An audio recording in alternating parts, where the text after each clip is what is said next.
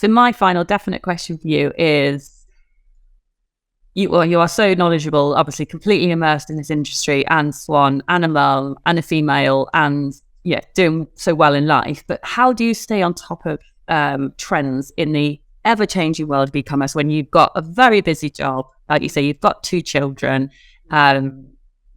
That's more than full time. So how do you keep abreast? And have you got any recommendations? So like, I'm a big podcast. I love to listen to podcasts, and I also love to read books. How about yourself? And what have you found most helpful, and why?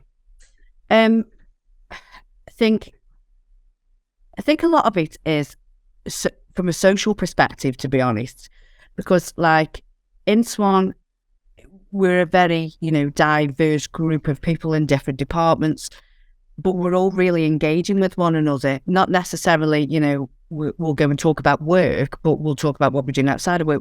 We always make it really important to the staff internally at Swan, go get up from your seat, go and have a walk, go make a brew, go and speak to somebody in a different department. And I think it's just word of mouth. Sometimes you find that people are looking at this, and I know I keep going back to TikTok, but this is just prime example for me how trends are set.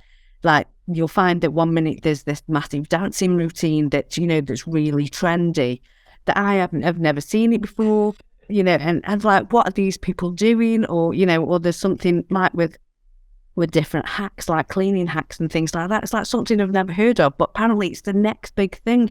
Air fryers, fryers, they were like absolute gold dust, going towards the end of 2022. Yeah. Nobody could have predicted that. Where's it come from? Yeah. Where's that come from? So I think sometimes with trends, you can't always predict them. It's how you deal with them when they happen. Yeah.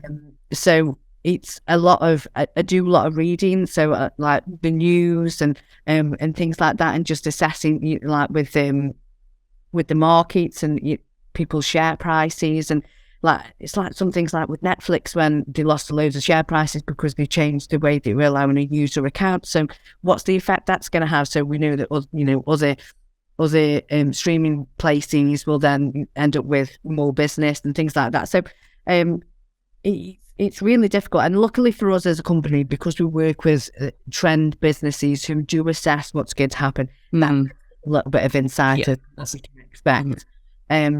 Because we're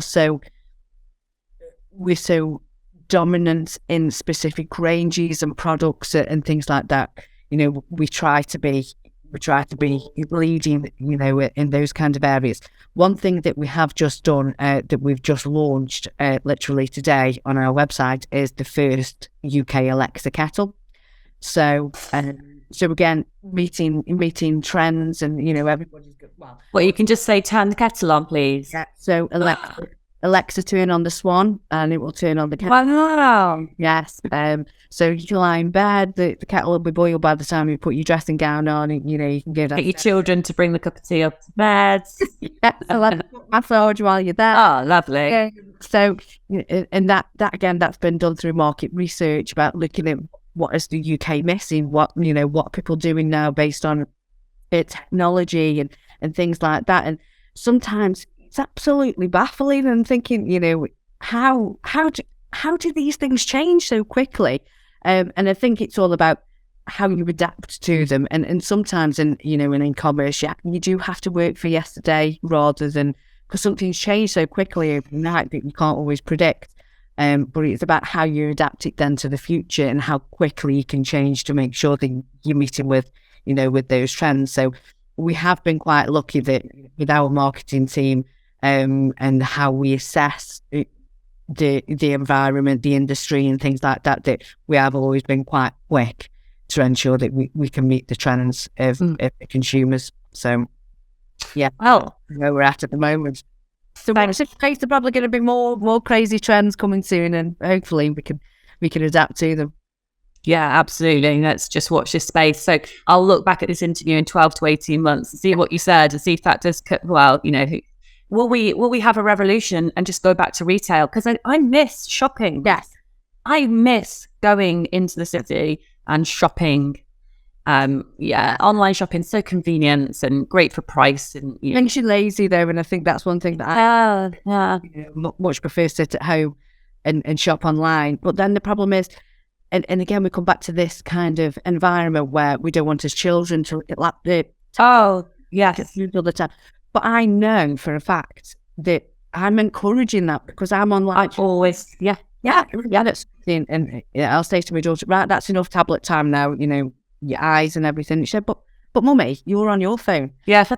Well, I'm messaging Nana or and after I'm just checking my emails to justify, why them not to do it and why we're doing it. So I do think retail will, from a shopping experience point of view, it is missed because I think people need to get out and and socialise a little bit more from that experience because back in those days where going out with your girlfriends and going shopping and go for lunch and go for lunch, these kind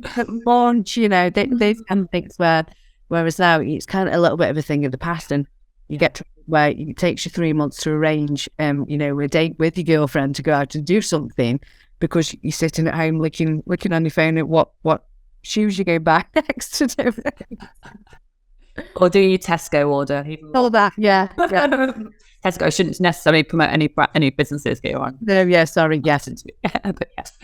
Okay, well, thank you. I'm going to stop the recording now. So thank you so much for your time. Absolutely a brilliant interview.